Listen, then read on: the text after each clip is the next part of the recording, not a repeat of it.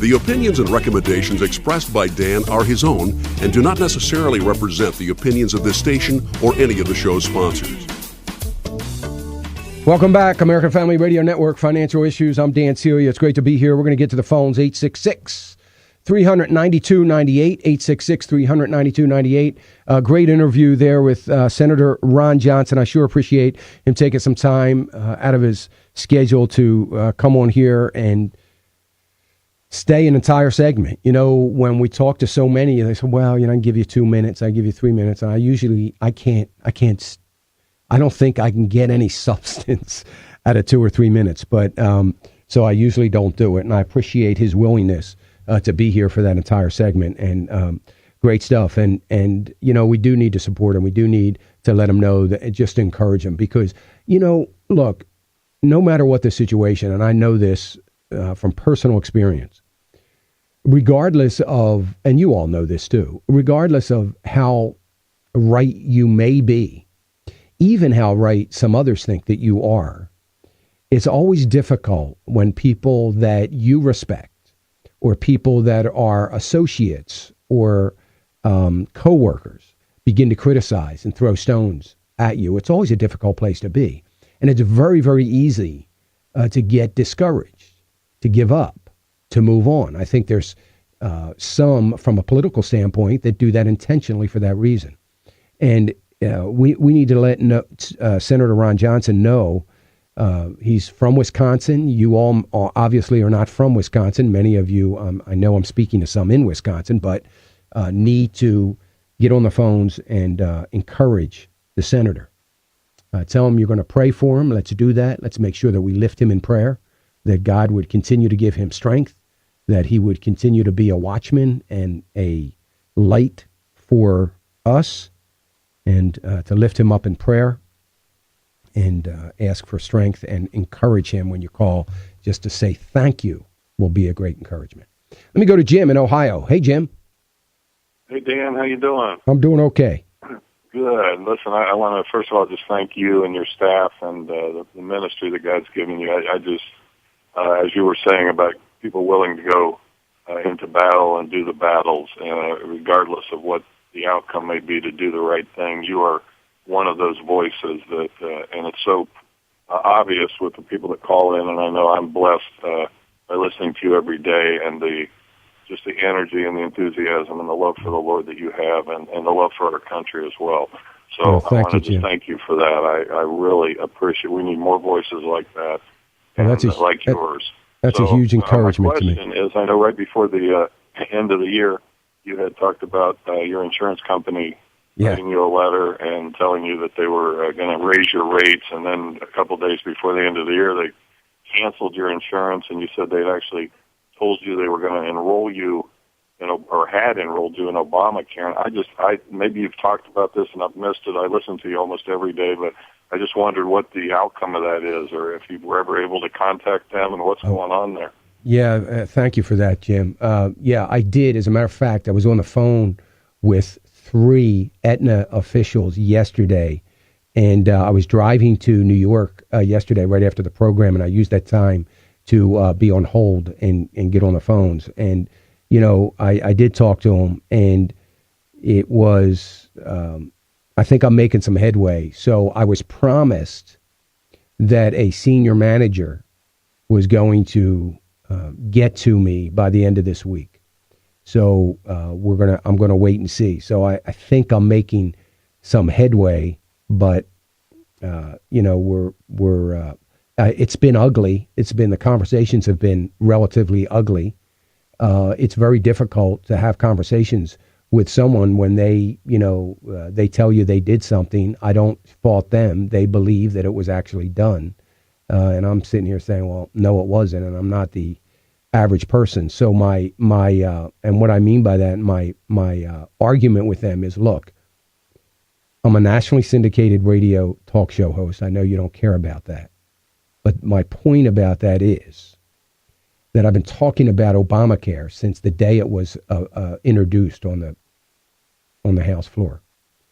I am hypersensitive to mail coming in this year from my insurance company.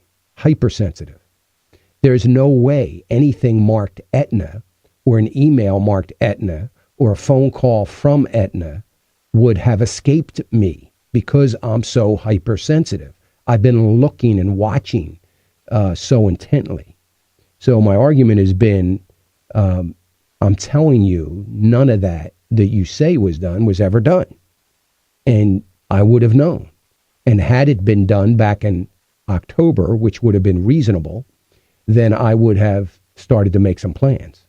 But it was never done. And so that's kind of where I've been. The fact that I can say that has given me a little leverage, and at least they're listening and thinking maybe their system is flawed, and I didn't receive all that they say I got. So anyway, I'm going to keep working on it, Jim, and I'll let everybody know if I get reinstated and get back on.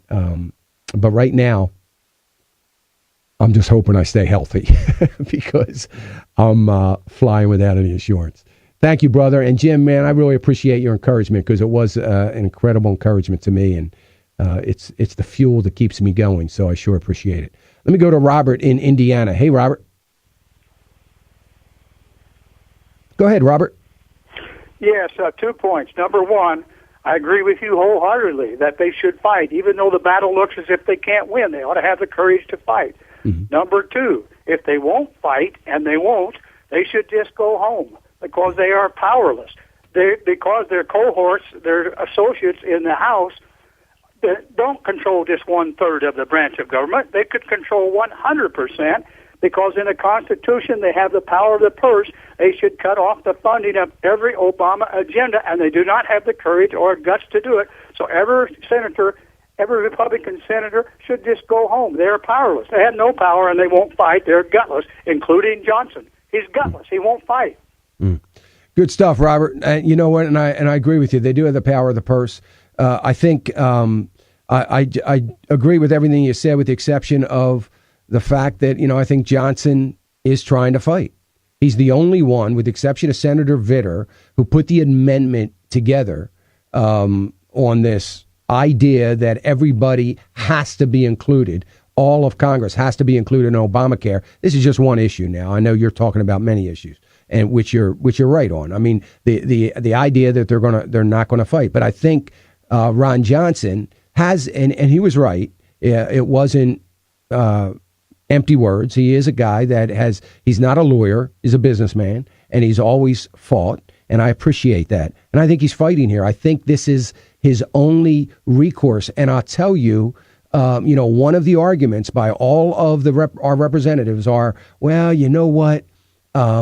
Mainstream media is not behind us, so the word never gets out there. Well, let me tell you something. The word's getting out there now because of what this lawsuit. And if the lawsuit, and I didn't say this to him, but if the lawsuit doesn't accomplish anything else but get coverage so that the American people can drive home. And frankly, I hope this lawsuit lasts until November of 2014 so that it's a constant reminder to the American people that they are passing laws, that there's an abuse of power by the president. There is an ignoring of the constitutional oath of this president, and they don't have to live by the laws that they create for us. They are above us, that they are the royalty of America, and they don't have to live by the same rules, laws, and regulations that the commoners of America have to live by.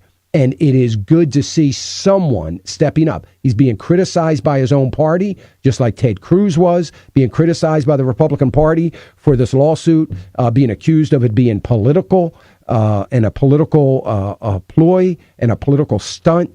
I don't believe that's the case at all. I think if it is to raise awareness. Now, he obviously has to say that he's got to fight and he's got a good shot of winning. He's got an incredible legal team that believe that he has a legal case. Well, there's no doubt about it that he's got a legal case. We know that from the Constitution. We know he's right on the money, and we know from a legal standpoint he's got a good case. Why all the Republicans aren't jumping on the bandwagon on this is shameful. It's shameful to me, period. So I do think that there are a handful, and I've said this, I've always said this, even in the midst of my rants of criticism against the Republicans, even in the midst of that, I've said, yes, there is a handful. There's 30 or 40 of our legislators, a few in the Senate, a few in the House of Representatives, that are willing to fight. There is a handful. Now, years ago, 4 or 5 years ago, 3 years ago, I was saying 50, 60. I don't believe that's the case anymore. But there's still 30 or 40. There is a few. That is an incredibly small minority. It's almost meaningless. But nevertheless, when it gets down to only one, we've got to support the one. We've got to support the 30. We've got to support the 30 or 40 that are out there, but we certainly have to support them all. There are a few. We have no recourse but to support those that are willing to fight. And, you know, they've got to pick and choose. In other words, what we'd like to see is I'd like to see 30 picking and choosing 30 different issues to fight. I understand the impeachment process is not going to get to the Senate floor. You got a guy up there that won't even bring a budget to the Senate floor, let alone impeachment process. Then do what the caller did, defund the stinking government. There is no reason. This should not be a lawsuit. This should be an attachment to raising the debt ceiling. Oh, we don't want to do that. We might shut down the government. But you want it? That's one way of getting it. 866-300-9298. Let me go to Rebecca from Arkansas. Hey, Rebecca. Hey, Dan. So glad for your program and glad you had Ron Johnson on. When I heard he was coming on, I thought, okay, I'm all for his doing something. And I know he doesn't have much power in the Senate to do anything. Right. He doesn't have a majority. But I remembered back, but I don't trust judges.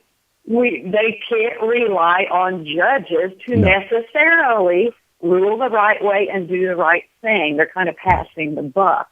Right. But during the summer, Rebecca, Ron Johnson, I stood up at a meeting for our Americans for Prosperity in Orlando last summer. I remember. Ron Johnson said, we cannot win the defunding Obamacare fight. Mm-hmm. And he said, we cannot stop the mandatory spending and the discretionary spending. And I said, yes, we can. He was throwing stuff at Ted Cruz in his fight. Yeah, we may not be able to win, maybe, but getting it out there, and if enough had supported, we could have won. Well, first of all, we don't want to shut down the government. Right. But you know what, Rebecca, first of all, they have no faith. And Ron Johnson said that too. Well, you know, we're not going to get anywhere with an impeachment. You know, my question to him was, you got the executive branch that controls the judicial branch. The judicial branch is ultimately going to make a decision on this. I mean, really, you think you can win? Raising the awareness is a good thing, and we ought to have the battle, and I'm all for it. But the fact of the matter is that, you know, there's no faith. And the biggest problem with the legislators, and I said, you know, one of the things they don't realize is the American people want to fight. They want to battle. We're ready to fight. We're not worrying about winning the war. We're worrying about trying to win a battle at a time. And, you know, that's the point that we've got to get to. And the problem is they don't have any faith in the American people, because put the battle out there and then have a call to action to the troops being the American people. And the American people are a lot wiser, a lot smarter now than they've ever been about the necessity to get into the battle, to get into the fight. They're smarter about that today than they've ever been. So the point is raise up the battle cry and then ask the American people to come alongside to get in the battle. Don't just depend on Harry Reid putting it to the floor, because the American people, there are, I don't know, 16, 17, maybe 18 Democratic senators coming up for re-election in 2014. Is there a better time than to put an impeachment on the floor? Is there a better time than to attack the Senate because all these guys care about is getting their job and depend upon the American people. And let's pray and hope that there would be some liberals, some Democrats that would also join in that fight to do what is right for America. But they don't have the faith, Ron Johnson included, obviously by what he said, they don't have the faith, the American people, that they should. And they're a little bit too isolated from the American people, I suppose.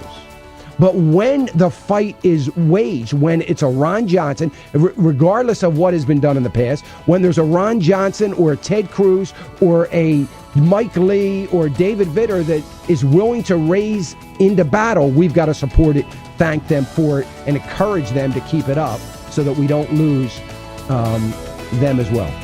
866-300-9298.